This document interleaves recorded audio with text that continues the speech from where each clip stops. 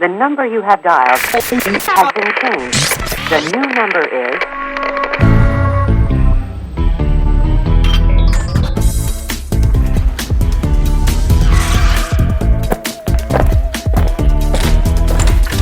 Hi guys, I'm Lex. And I'm Liv. And today, we'll be the judges. I did it right.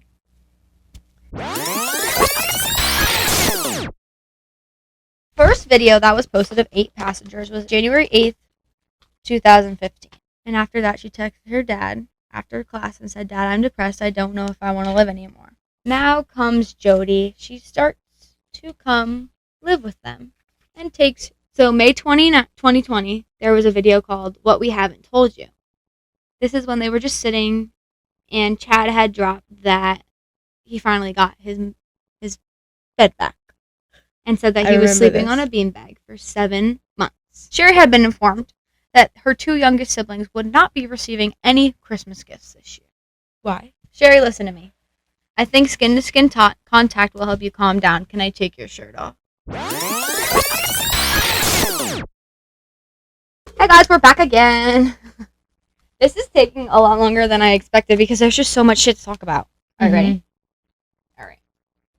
We are you ready?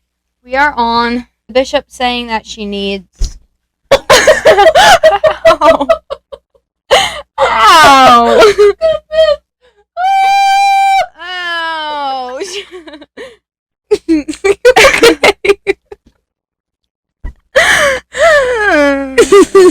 Doesn't even care if I was hurt.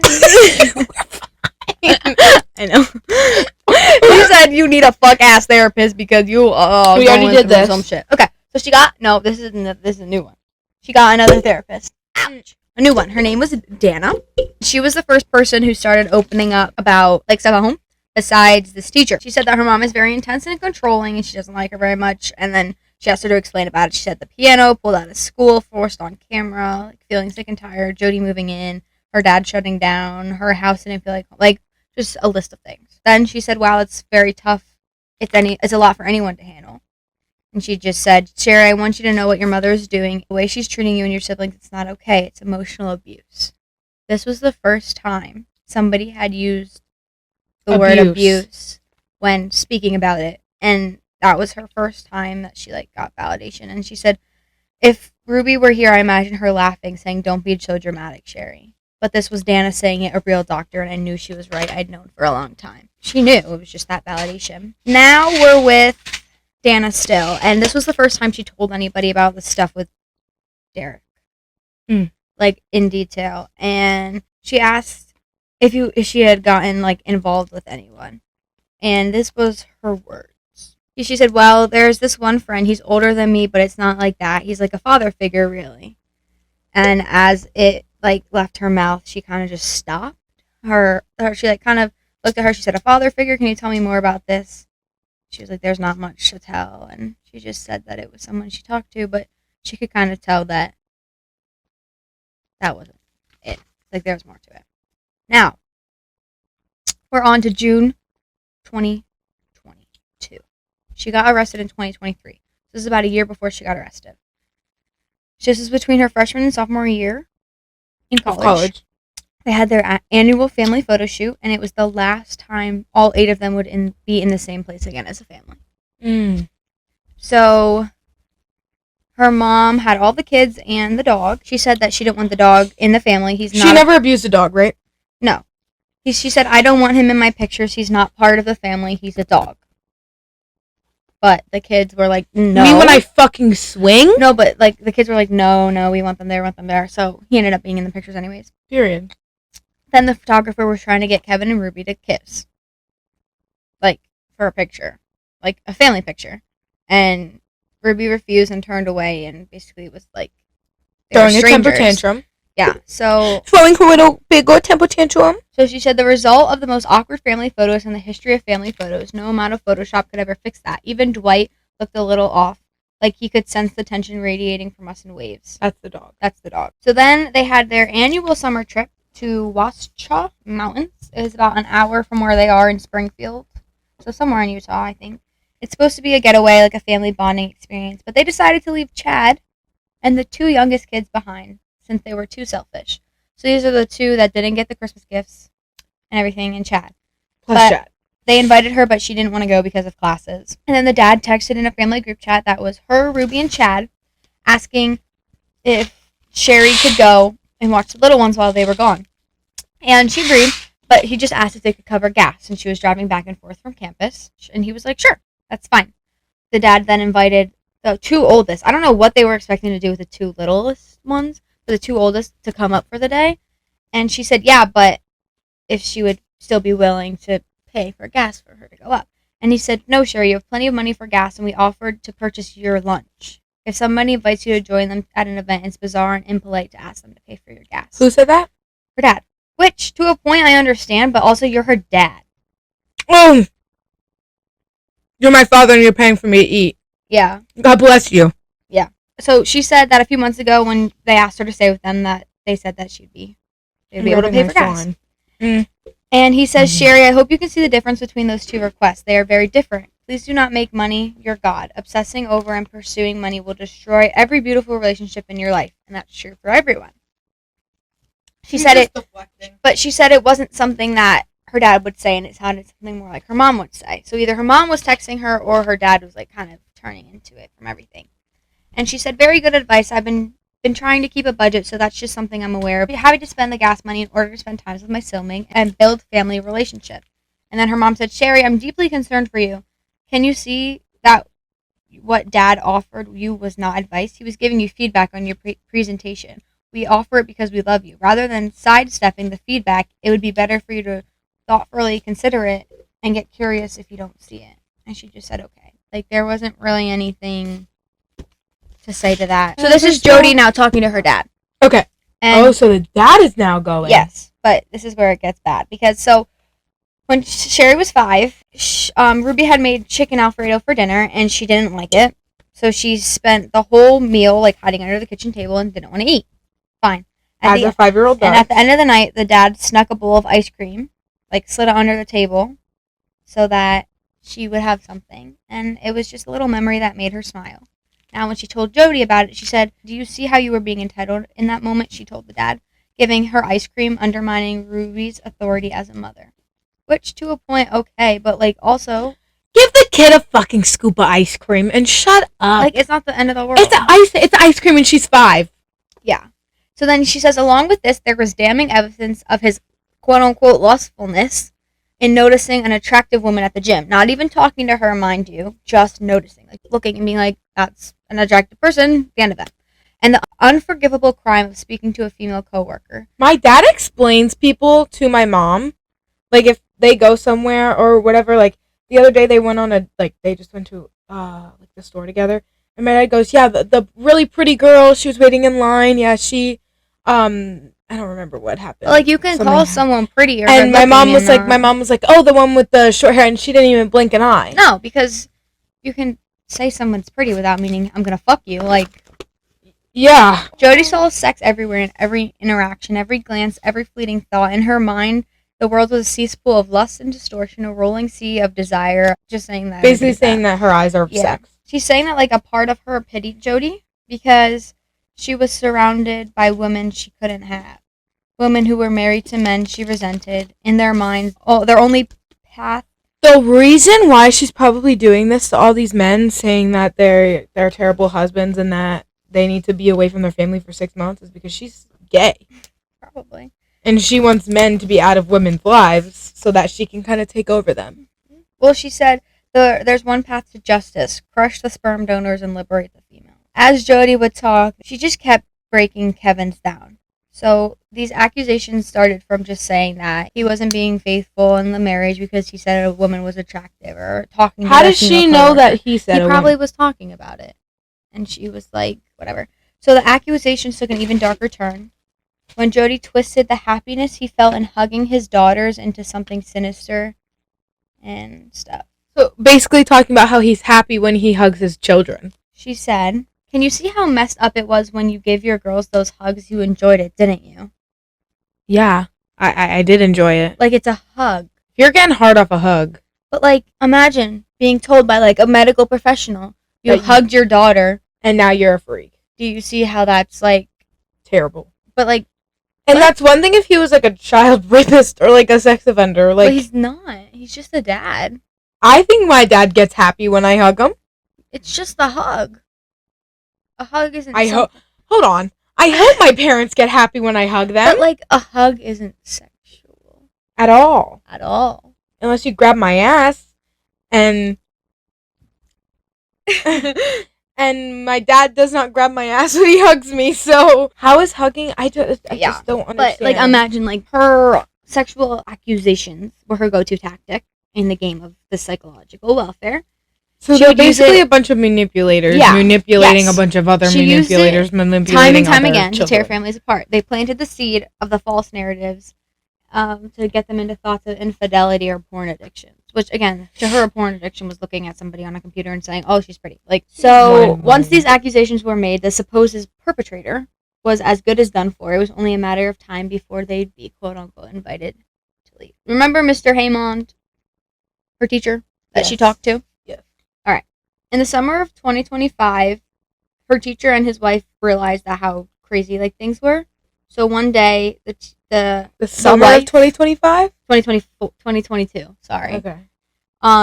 She came up to her and put... I was going to say, I didn't think this book came out this year. And put a key into her hand. And she said, "You're welcome here anytime. Our home is your home." She got that like at the beginning of summer. And then in July, she ended up going to their house because she would have rather stayed at college than go back home. But she just felt really like alone that night. So she went and stayed with them. While she was there, her parents had called her. Her dad said, "Sheri, I don't know how to say this." And she said, "Just say it." She said, "Your mom has invited me to leave the family home so I can work on myself. Once I'm better, I'll come back and we can be a happy family again. I'll be gone for at least a year." And she obviously was upset and everything. But then the next morning, it went even farther. He said, "Sheri, things have changed and Chad and I are going to ask you that you don't contact either of us until we're ready to reach out to you. Please don't contact me. Don't be selfish about this and don't hold resentment for this. Use this time to get close to your mom and your siblings." So now him and Chad were both leaving. So all the men in the house, the rulers of the house, as people like to explain men, which Oh no, most they were of the the time two it's not. troubled ones. But the two men left the home so that what's her name and Judy, what's her name? Jodi could live fucking happy ever after for about a year. Well, and maybe Chad and Kevin can deflect on what the fuck the mom is. Well, this was in July of 2023 or 2022. And they get arrested. They get arrested in August of 2023. So he's back in a year. Crazily. Yeah. Okay. So then that night she had a journal entry that she wrote about. She said, "I went to counseling today and talked it through. I'm so angry with my dad for not sticking up for himself and for abandoning his family. I'm also furious at Mom and Jodi for ruining our family. I feel like a part of me has died and I will never get it back. I don't know how I'll ever recover or forgive them. I don't know how to help my siblings. I don't even know how to help myself." She was obviously really, she was hurt by it. And it makes sense. She should be hurt by it. Yeah. Her father just got abandoned by the family and felt like he was genuinely in the wrong. That's gaslighting. That's manipulation. That's terrible. So then he was the good one. Well, yeah. Was he the best father? No. No. But he also, where he grew up, what he did was probably light work. Her mom had texted her like, "Hey, can we talk about this?" And she goes, "No, I don't want to talk to you." She was like, "Can you call me?" And she was like, "No. Oh, I'm only available for text right now." And then she was like, "Who said this?" Sheri said that to her mom. And then her mom said, "My concern is that text leaves a lot open for misinterpretation." And she didn't answer. She said, "As days turned into weeks, I found myself reflecting on Kevin's role in all of this. He was far from perfect. Over the years, he'd made his fair share of mistakes, enabling Ruby's toxic behavior and standing idly by as she steamrolled over everyone. He was her faithful servant, catering to her every whim, no matter how unreasonable. But Kevin was never a selfish man. In fact, his greatest weakness was his selflessness. He gave and gave until there was nothing left. Now he was gone willingly into exile, cutting off all contact with us, his children, to please his wife and to protect us from the vile monster Jodi led him to believe he was." That's terrible. But this is what he says. She says, "To this day, it's a miracle to me that he survived the misery of this exile and didn't end it all. A chilling thought has crossed my mind since then. Maybe that's what Jodi and Ruby wanted. Maybe they were hoping he'd just disappear forever." That's what I said earlier. The story kind of starts to, jump a little bit more now. But now we're into fall. of 2022. They had moved into an apartment, her and 2 other girls, but when they were looking through it, they ended up finding black mold. And so that freaked her out a little bit. So she said, Mom, I can't live here. I'm going to die from black mold. Her mom's response was, now that you're 18, it's time for you to take care of yourself. And that's it. Doesn't care that there's black mold. No. She kind of found out Chad was living not far from her. She happened to find out the building or like the landlord or whatever called and asked, hey, I'm Chad's sister. Kind of gave like, it's kind of obvious what happened. Can you give me his... Where is he? He said, I can confirm that he's living on one of the properties, but I'm afraid I can't give you specific apartment numbers. Then, randomly, she got a text from an unknown number that said Building 6, Apartment 38. So, she doesn't know who texted her, but somebody sent her the message of where he was. So, she went. She got... Confident, some random person. Yeah. Sent her the message. So, she went into her kitchen. She got Chad's favorite foods, Doritos, Oreos, cheese crackers, like a bunch of snacks. Wrote a letter for him, all this stuff, and raced to his apartment. She left it there, but then went back to knock on the door. And it wasn't Chad that opened the door, but he was back there. He said, Sheri, what are you doing here? How did you find me? And she asked if they could talk. She said, I miss you, Chad. He said, what's in the bag? She said, snacks, from the bottomless pit you call your stomach. Here. He said, all good. So why are you here? And she kind of told him that, the family's falling apart. She said, Chad crossed his arms over his chest, his jaw clenched tight. The gesture was so familiar, so reminiscent of our mother, and it made my heart ache. There's nothing wrong, except that some of us need to work on our responsibilities. He just kind of was like... The same boat as them. Yeah, she was like, I'm trying to protect you. Mom and Jodi are dangerous. He goes, protection? I'm doing fine. I'm working 2 jobs. I'm paying my bills. You should worry about yourself. And then she was like, why are you so loyal to her even after everything she's done? And he was just like, she's our mother. He didn't really have anything to say. So he said, you should leave. And then she just left. And so Chad happened to tell the mom about this because he's still, at this point, brainwashed to her. So the mom messaged her. She said, Sheri, you have been deceiving me for quite some time. This makes sense now why you didn't want to talk to me. You can't handle the duplicity. It's clear to me that you are not interested in being part of the family, and you have chosen to disconnect by sneaking around attempting to harm other members of our family. I feel great grief and loss at your choices. I will honor your agency of disconnect. Disconnection means you are not interested in being around me and the family. You don't get to connect emotionally and tell stories about your mother and get the perks of familiar and financial connection that I provide. It has come to my attention that you called me abusive. Wow, Sheri. That word is heavily loaded with intimidation. It is hurtful. You would use that word knowing the pain that this lie has caused. This is my way of being very loving and inviting you to see the reality you are in. You don't get to use me or any of my family members. When you are willing to humble yourself and acknowledge your aggression and deception, I'm open to talking to you. I will keep you in my prayers. You appear to be a very lost soul. You don't even know where the enemy is. Your arrogance has kept you from heeding my warnings. Love, Ruby. So at this point, she did not say mom. Kicked out of the family. But she didn't say mom. She had said Ruby. She went to the Haymonds again. They could kind of tell that things had taken it for the worse. And she was staying there for a while. When Derek said people have their limits, you don't want to be a burden. So she asked them, and she asked the mom first, or the lady, Mrs. Haymond, and she said, no, it's fine.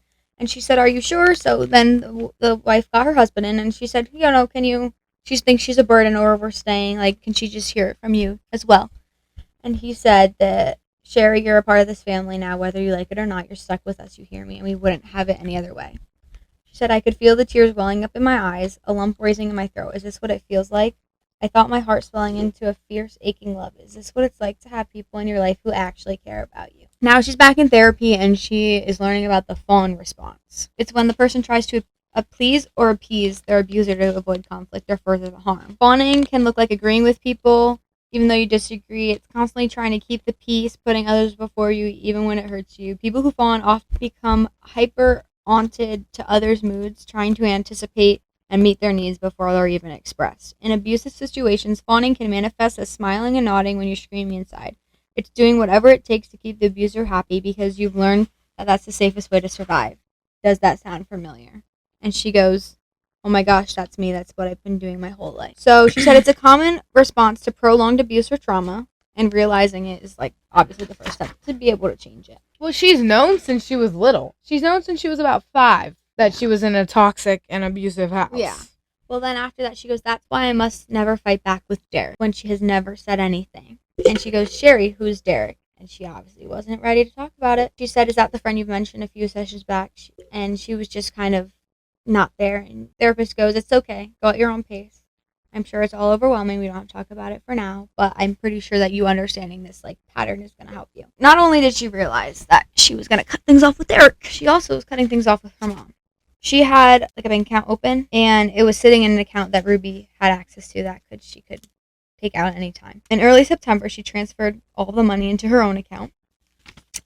And as she hit the button, she knew that her mom would see it because she was connected to the account, so the fact that there were none in there. So then the next morning, she gets an email that says, "Your mother has asked me to remove you from the family car's insurance. Effective immediately, you will need to secure your own coverage. Please do not drive until you have done so." So now she has the paperwork with the title of her car that Ruby's had. Oh. She sent her, I think, an email at this point. She said, "Mom, I'm going to get my own car insurance, and I would like the title of the car as proof of ownership. Is there any way I can get this from you?" And then her response was, "Sheri, this is just another example of your lying and manipulation." And she said, "You are just asking for the title of your car, which I have no problem getting to you. You could have just asked me. You've been very active in deceiving and creating chaos, pain, destruction, and turmoil. My own daughter has turned on truth in me, and the outcomes are devastating to your siblings. Sheri, I am your mother. I am only guilty of teaching you truth. Truth is the only thing that matters in life, and you have fought against it since you were little. It breaks my heart. You are at war with God. The Lord has blessed you with a quick mind, and it is devastating to watch you use that mind to fight against the truth. I will give the title to Pam. Feel free to collect it from her." Who's Pam? Pam was one of her friends, but she wasn't as crazy. So she texted her. She said, "Ruby mentioned she'd be giving you some documents. Can I get them?" So things at home had escalated. Ruby was not really there. A neighbor had called her that the kids had been left alone for 5 days while Ruby was doing God knows what with Jodi. 5 days, no adult supervision. No one to make sure they were fed, safe, or looked after. So she made a call to the Division of Child and Family Services, and she requested a welfare check. They went to the house, knocked on the door and the windows. They reported that the kids were there, and apparently everything was fine, so there was nothing that they could do. Somehow Ruby found out that she was the one who called it. Who Sheri was? Yeah. She knew she was going to be mad at her, so then she was worried that Pam wouldn't give her the title or would force it give it back to Ruby so that she would have to go to that. She had asked Pam if she could just put them in the mailbox to just pick them up fast. And, Pam was smart. She said, "No, they're legal documents. I don't want them to be stolen. You can come to the house and collect them in person. I'll see you at the appointed day and time." As if, it wasn't, Reddit started to explode because they found out Kevin and Chad were no longer living at home. Rumors were going and everything. So she posted on her Instagram story, which I vividly remember seeing this. It says, "I know that there are many rumors circulating online about my family. While it's true I am not in contact with my immediate family and don't support the extreme beliefs of connection, please remember that this is my real family. Despite good intentions, speculations, rumors, and gossip doesn't help us. I'd like to ask for privacy for me and my family as we work through this very difficult situation. Please know that many are working on the situation, and I hope one day we will be whole again. Please respect my privacy as I work on my own healing as well." She's not bashing anyone. She's just saying she doesn't agree with everything that Connections is doing and that to give people privacy. So she asked Mrs. Haymond if she would go with her because she didn't really want to go alone, and she said fine. So they went. When they knocked on the door and it opened, Pam was there, but right behind her was Ruby. She asked they could talk, and she asked for the papers, and she said, "Not so fast.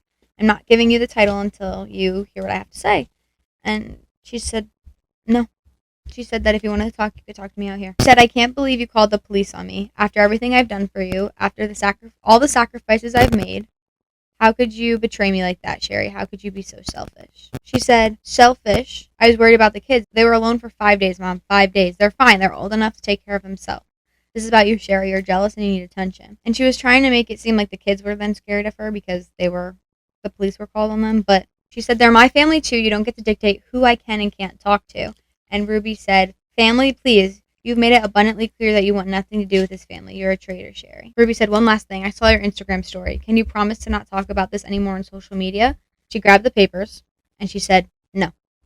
And that was the last interaction she ever had with her mom.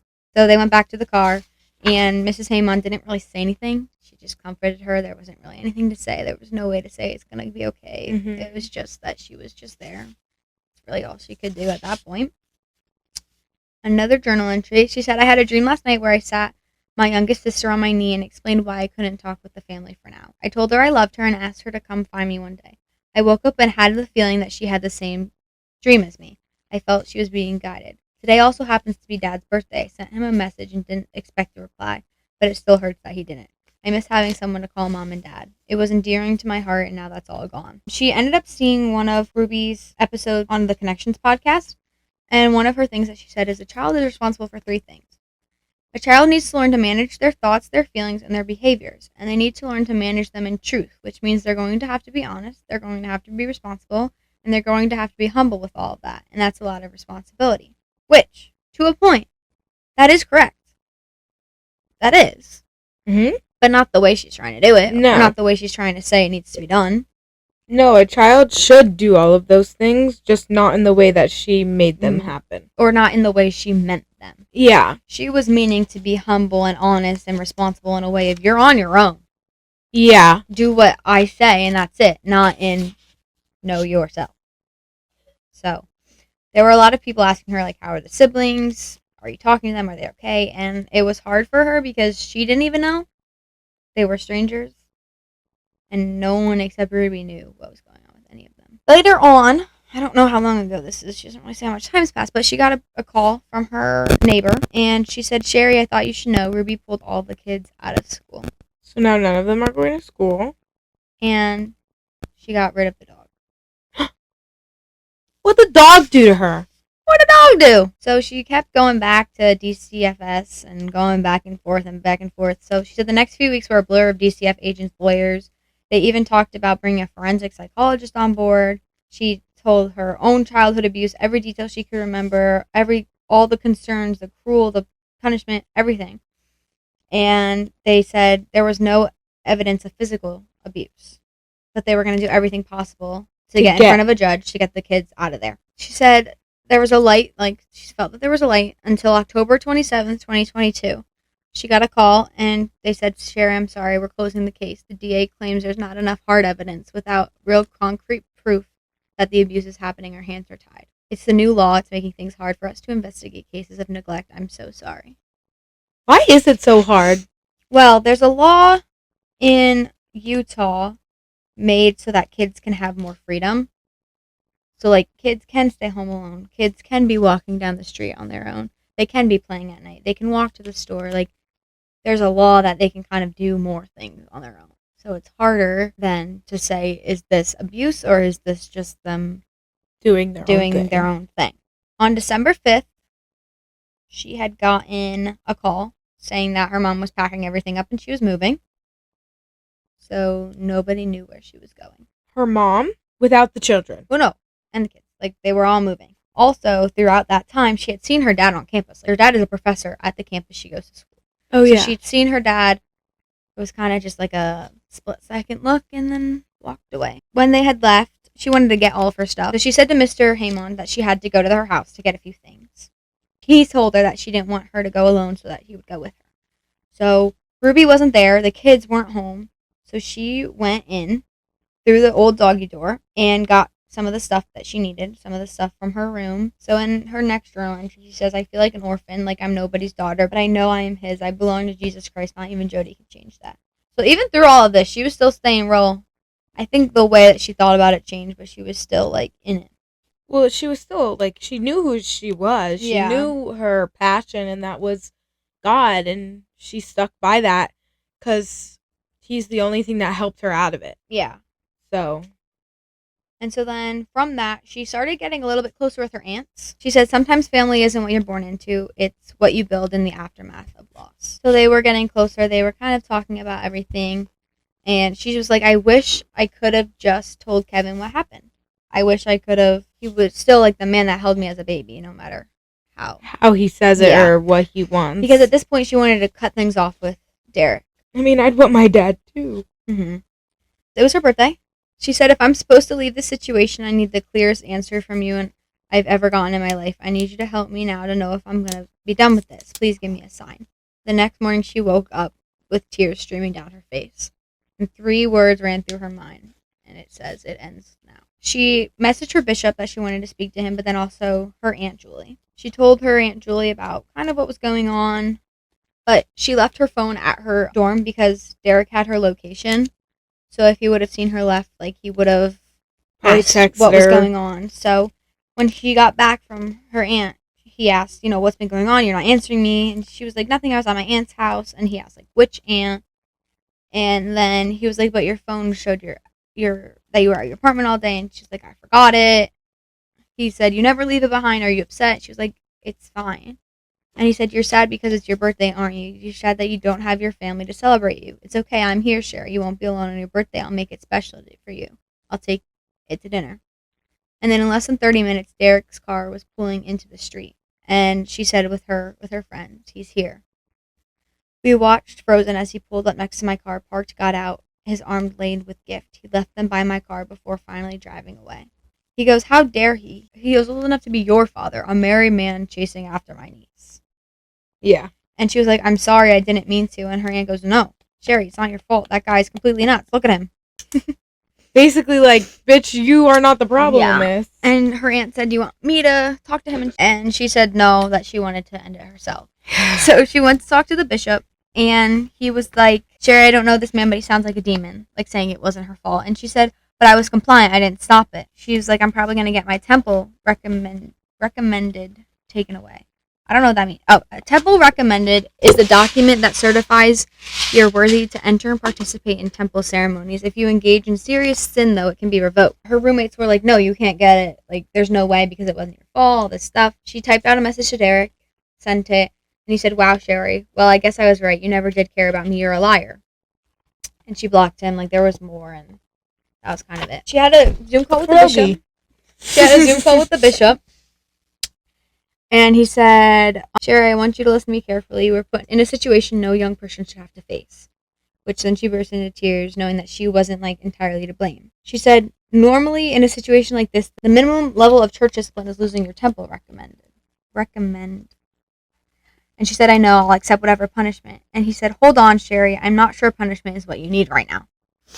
But it's ultimately not up to him, it's up to the president. Ended up coming back that she was just losing it for now until they figured out what happened. Then she got an email from a new email address from him and said, I hope you can forgive me someday. I'd just like things to end on a better note. We should talk. But blocked it on that as well.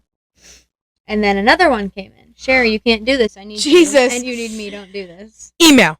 But New no, email. These text New messages email. started coming from his son's number because his son was on a mission abroad. So through all of this, Derek received no disciplinary actions whatsoever. He denied everything. His bishop believed him without question. He was high up in the church, so who would take his word over mine?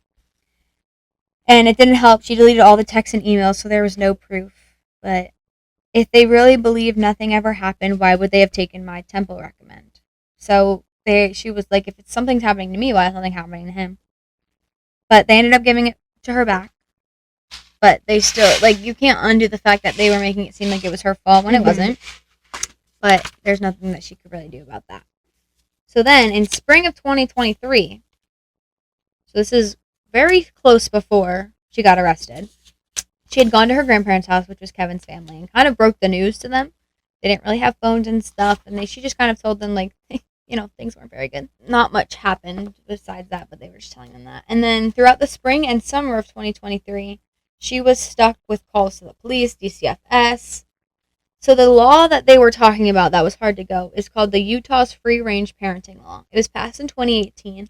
The law was intended to protect parents who allow their children more independence, but it was absolutely sabotaging anyone's ability to protect my sibling. On the surface, the legislation seemed like a breath of fresh air for parents who believed in fostering independence in their children, but it redefined neglect, making it clear that allowing kids to engage in independent activities like walking to school alone, playing outside unsupervised, or leaving home by themselves isn't inherently neglectful. But the law's vague language was open to interpretation that could potentially be exploited by just looking to justify genuine neglect or even abuse, which is where she was saying. Then there were videos posted of Ruby and Jodi on something they called Connections Classroom. So they had very big ideas. It said that adults can force children to do whatever they want, that children have no rights to privacy or autonomy. That's insane. And that medication is a sign of distortion. Oh! They were against social media, claiming it was corrupting children and turning them gay. Pardon my French. If I recall, that scumbag had a YouTube channel that watch them grow up. Mhm. Excuse me if I'm wrong. I think she meant as kids using. Catch me if I'm false. I know. She taught her children from the time they were born till whenever, till forever, that their life doesn't really matter and it is all on camera and that you don't actually have a say whether you want to be on camera or not. Yeah. She taught her kids that. Yeah. So how are you going to sit on a classroom or some shit and say, social media is bad, then delete what you're talking on because you're talking on social media? Real. If social media is bad for children because it's manipulating them and it's turning them into people or things that they shouldn't, or it's teaching them things that they shouldn't, or however she explained it, take off your social media account because your kids are growing up on your social media account, so every bad thing and everything that you said, children are watching and thinking that's okay. So take down all of your social media accounts, make sure there's actually no trace of you left. Stop talking on whatever platform you're talking on because clearly a child can get there. I'm done. No, I was agreeing with I what you were know. saying. All right, so she goes back to saying social media is corrupting children and turning them gay. Wow! While asserting that being gay was a sin and a choice. You know. As if they're not fucking after every podcast. And they argued that phones were more dangerous than guns and that school shootings were simply a result of people being disconnected. I think there's something disconnected in their brains, because what the fuck? I can't, like, there comes to a point where you have to stop blaming on the Mormonship. Alright? There comes to a point where the Mormons aren't blaming, like, you can't look at a Mormon and say you're a terrible human being because of this girl. Like, that is, like, you're the issue. You're the problem. I can't, like, before I was like, the Mormons. No. This is just her not being wired right. Yeah. From that, there was another episode. It was called She's not the sharpest. She's not the sharpest. She's not the sharpest for posting this on the social media. Oh, are you ready for this one? Because we lack brain cells as human beings. People are so stupid. Are we ready? Are we all right? No. Are we ready? People are so fucking stupid. People are so stupid. Right. How dumb do you have to be? Are you done? Yes. Okay. I don't mess when it comes to children or animals. If your child animals more so than children. If your child comes to you on fire, you don't pat them on the back and say it's okay, I'll help you. No, you beat them and you kick them and you hit them with a rod. Okay. Wait, I'm on fire. Ow! And then she goes, you cannot put welts on your children's leg and then lovingly apply gauze and expect healing. And she goes, this statement sent shivers down my spine. Welts, was this a hypothetical scenario or admitting something? Sorry, I can't punch you in the face and then apologize. Ow! All right. Oh. Hi, Brayden. What if I chained you to your bed? What would you do? Come here. I want you to say something to the camera. Come here. So what if, at your age right now, when you got in trouble, instead of like your iPad being taken away or like just getting in trouble, your mom like chained you to your bed so you couldn't get up, what would you do? Would you be upset? Talking to the microphone. What would you do? How would you feel? Would you want your mom to get in trouble for that? No? What if she did it multiple times? No, you wouldn't want her to get in trouble? Peace out. My snacks. Bye. He wasn't a very good example on what I was trying to do here. Brayden, you were supposed to say, yes, I'd want my mom in trouble. Well, nobody wants their mom in trouble. My mom chained me in my bed, I want her in trouble. Well, he turned the lights off. We're just gonna have to deal with this. Get on, going up. What the fuck am I doing? Come on! So this is June of 2023, which is 2 months before she gets arrested. Ew, that's like barely a year ago. Yeah. Yes, a year and a few months. So, okay. Kevin had left his professing position at BYU, but she still felt like it was causing like more of a crumble. And she said, tomorrow it will have been a year since Dad was invited to leave. It happens to be Pioneer Day. In a way, it feels like I'm a pioneer for myself and my family. I'm breaking generations of abuse and evil. I will be better to my kids than my parents ever were to theirs. That's so sweet. So now she was moving from her apartment to her own apartment. She was moving from her apartment to her own apartment. The apartment with the other girls to her own. Mm-hmm. But the only thing was Derek had co-signed her lease. Oh. So she wasn't sure if she was going to get there, but she talked to the landlord, kind of explained the situation. He was like, cool, fine, whatever. And she ended up finding another one anyways. So another journal entry she wrote is, I get the feeling something is going to happen with my family soon. I can't tell if it will be good or bad, but I feel like it will be big. I refuse to believe after everything I've gone through in the past year that I won't be given an opportunity to help my family be together again. I will do whatever God wants from me in order to achieve this. She said, for years I've been pulled in two directions. One voice commended me to be a perfect, obedient daughter, putting my faith in supposed authorities, but another voice demanded that this time I think for myself, that I have the courage to disobey anyone or anything that tried to dehumanize me or those I loved. So, she had gotten a phone call on August 30th, 2023. This is where her mommy gets arrested. Mommy, put your hands behind your So back. she got there. She was there. Her only thing was that she wanted the kids to be okay.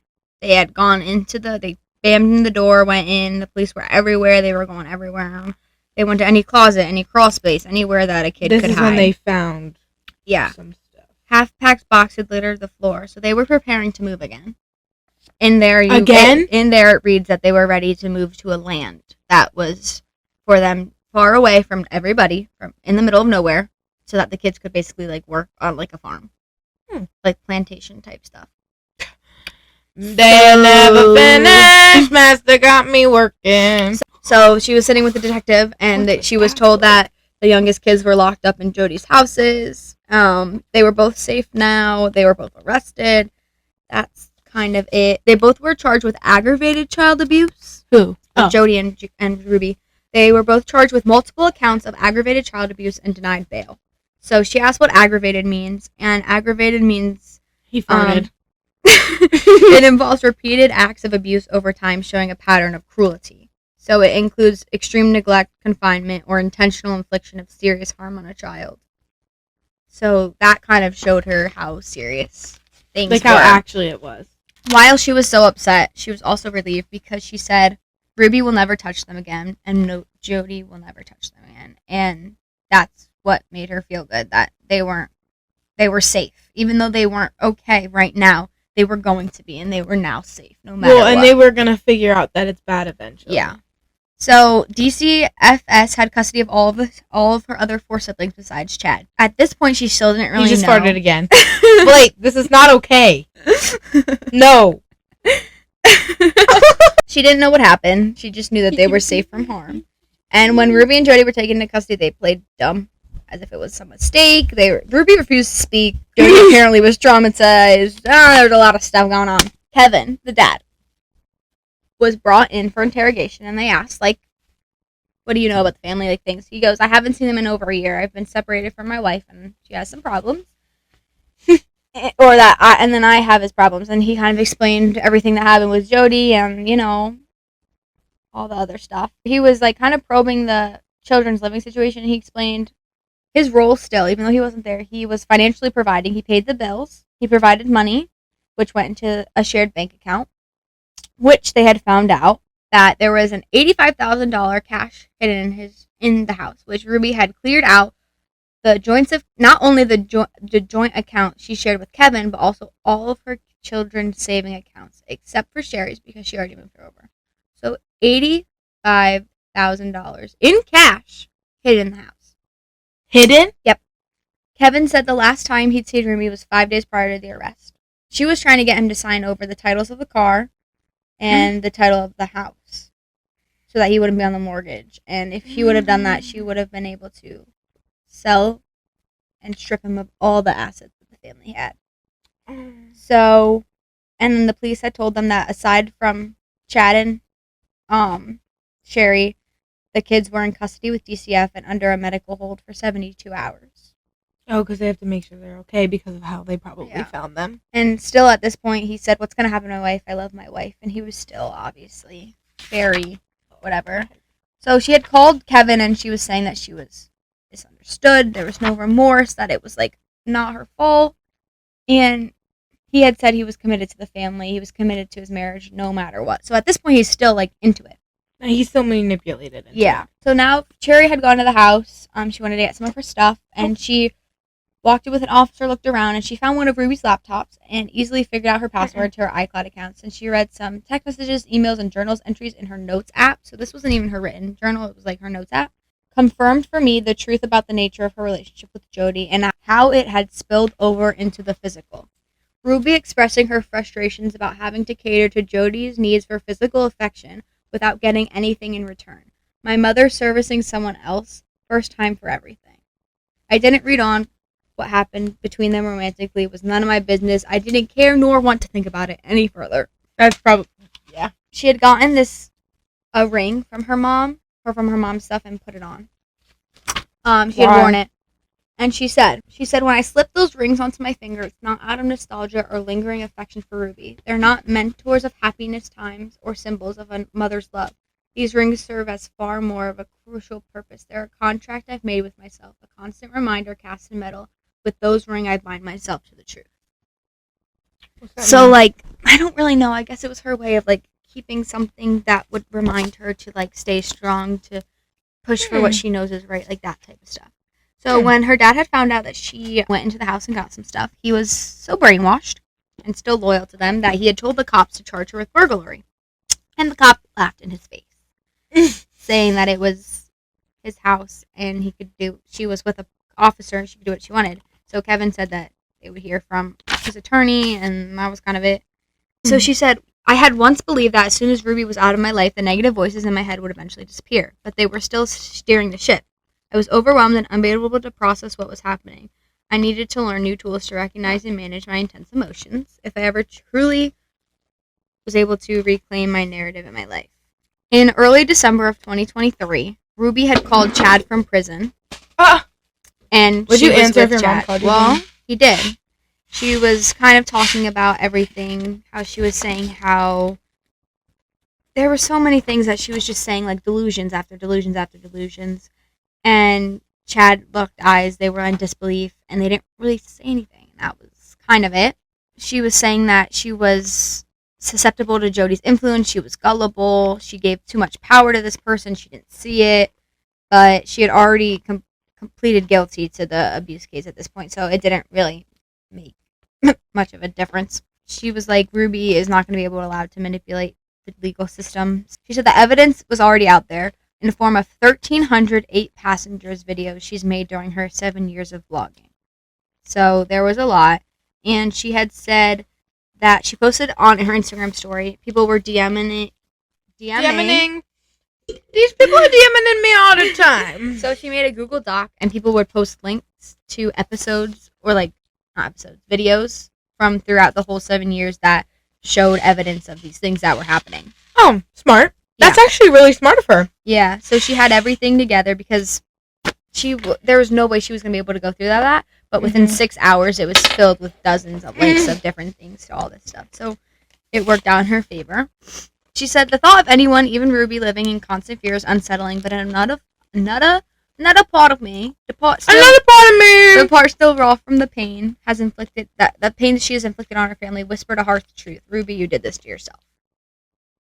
Because Ruby had written her a note that she got months later, and it was kind of just saying she was sorry, all this stuff, whatever.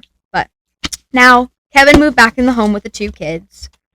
Is he still brainwashed? No, I think he's better now. Kevin had moved back, her and Chad. He was trying to repair his relationship with his kids, and he was trying to prepare the home for the kids' eventual return. He had to be approved by authorities so that he was responsible enough to be a father again. That would take time, but for now, he was trying his best to turn Ruby's house into a home. So you know how they couldn't do like anything? They couldn't color. So the first thing he did was get 2 puppies, a Cavapoo and a Bernie Doodle named Ren and Stimpy. Aww. He emptied out Ruby's pantry and got all new food. Probably good. He said, as long as we have enough food to feed us for a few months, that's all we need. The rest is just clutter, and threw everything else out. He said, I don't care. Make it your own space. And hey, you know what? You all have TVs in your room too. So they were able to like put decorations on their walls, paint their walls, get TVs, all this stuff.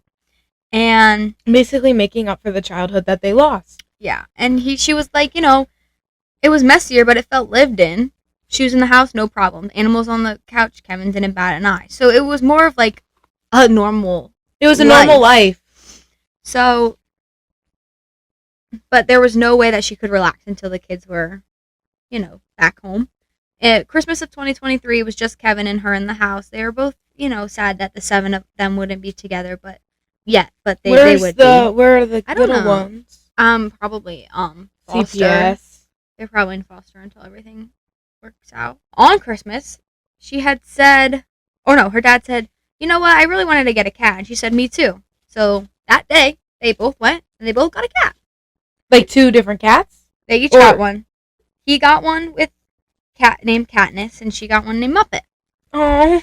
On Tuesday, February 20th, 2024, they were walking to their trial for her mom. Jodi's house was on the market for $5.3 million, and they were convinced that she was trying to dispose of her house to get money to bid to get out, but also so that they wouldn't be seized by the court. Because if it was seized by the court, it was no longer her property. She couldn't get anything from it. So when they were there for the court, there wasn't many people outside, which they were fine. But to their you got this knowledge, right. Nobody was outside. Everybody was in the courtroom. All the media was in the courtroom.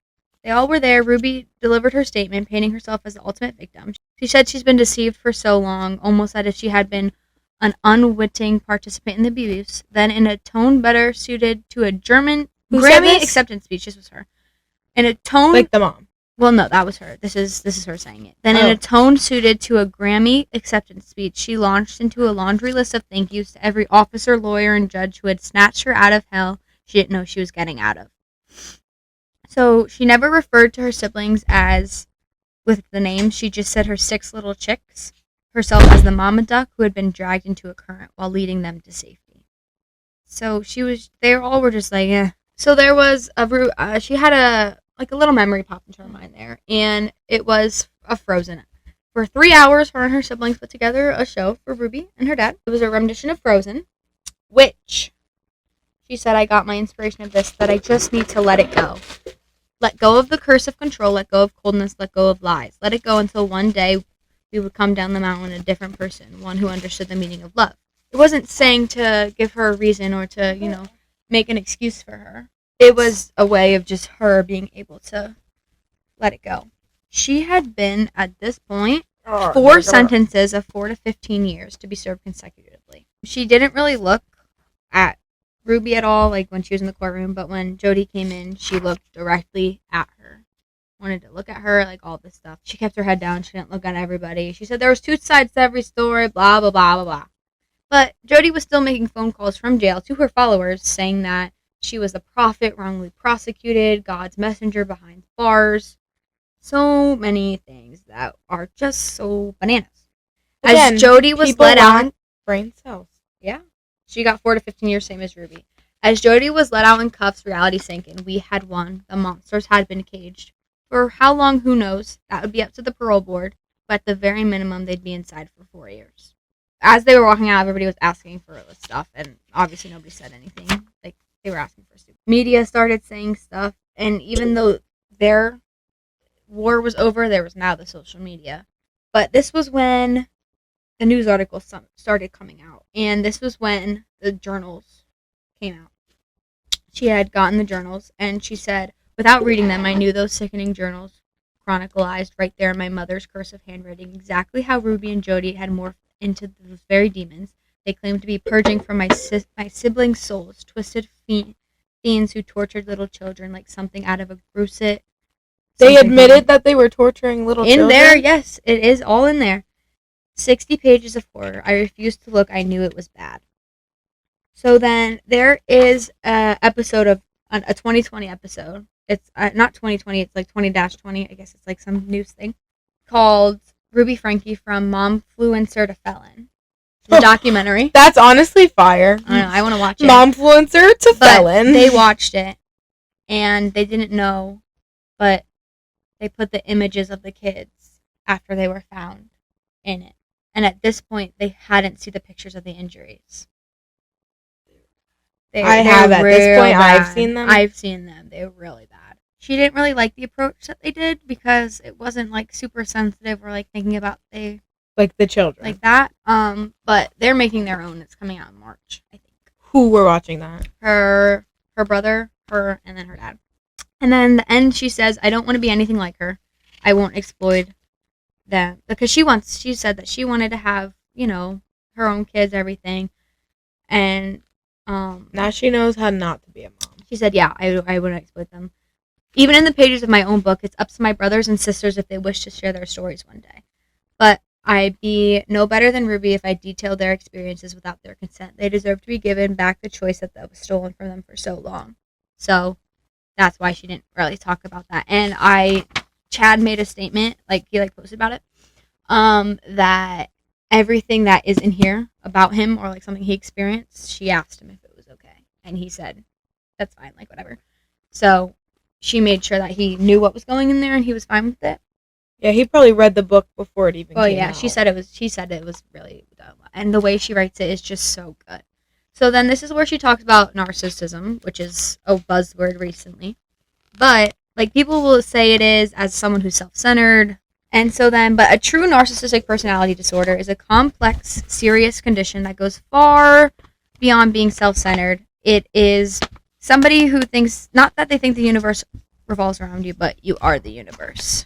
So she didn't really want, she doesn't like, she obviously feels bad because that's something that was hurtful and like it's not good, but there's like nothing she could really her do. handwriting? That's her handwriting, yeah. So even though it helped, like that, learning what a narcissist was helped her process it, it didn't obviously make anything right. Oh, I like this part. She said, and the experience had taught me a vital lesson, that just because a church leader says something doesn't mean they're right. Doesn't mean it's necessarily coming from God. With everything I've gone through, I'd realized that what a human being says holds less value to me than a personal conversation with God. She said, "I'm alive and I survived, and I have the power to create my own legacy." To be continued. Dun, dun, Dun.